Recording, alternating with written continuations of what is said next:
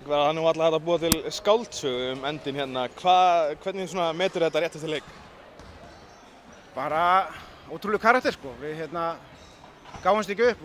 Mér fannst við vera slakar í fyrri hálfleik. Slakar varnarlega og svona hálf raga sóknarlega líka. En fórum í svæði í þriðja leikhluta sem gekk svona upp á löngum köflum. Svo fórum við aftur í maður á mann, einhverja 7 mínútur eftir.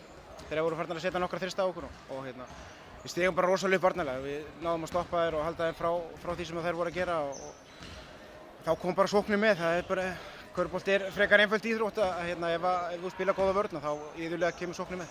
Þetta er alltaf ungt lið sem þú ert með í höndunum og erlendi leikmaðurinn svona var kannski ekki alveg að stíga upp fyrir hann í lokin. Hún hlýtur að vera gríðarlega ánægður með bara svona hvernig leikmann stígur andlega upp. Já, algjörlega. Það hefur verið mjög auðvelt að brotna að vera 10 stigum undir í hálfleik og lenda svo aftur 13 stigum undir í einhvern tímann í fjórða leikhluta með minni þegar þær fóru að setja þriggjastaðaskotin í svæðin okkar. Og það hefur verið mjög auðvelt að brotna en stelpur sem hafa kannski ekki spilað neitt rosalega mikið undanfarið eins og Ragnheiður. Það er alveg þess virði að nefna hana. Hún átti virkilega flottan leik og ekki það allar sem kom inn og stóðu sig vel. Ég er mjög ánægður. Þetta er liðið sem var fyrir neðan ykkur og þetta geti gefið ykkur svona smá búst að koma ykkur svolítið vel fyrir allavega í þriðja. Það eru í þriðja sætinu, er það eitthvað sem þið eruð að hugsa um?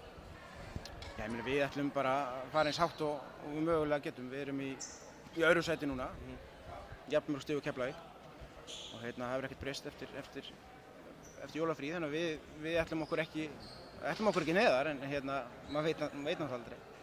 Þeir eru án Helenu núna í allavega þennan mánuð. Er það kannski hægt að horfa á einhverjar svona, fara einhvern pollínu leik með það að það sé möguleiki fyrir aðra leikmenn að stíga? Já, við vitum það. Það var alveg vitað leið og hún færi að þá yrði það 35-6 mínútur sem myndu losna fyrir aðrar og það leggst ekki á einn leikmann, það leggst á allar stelpurnar og mér fannst þær svara kallinu virkilega vel.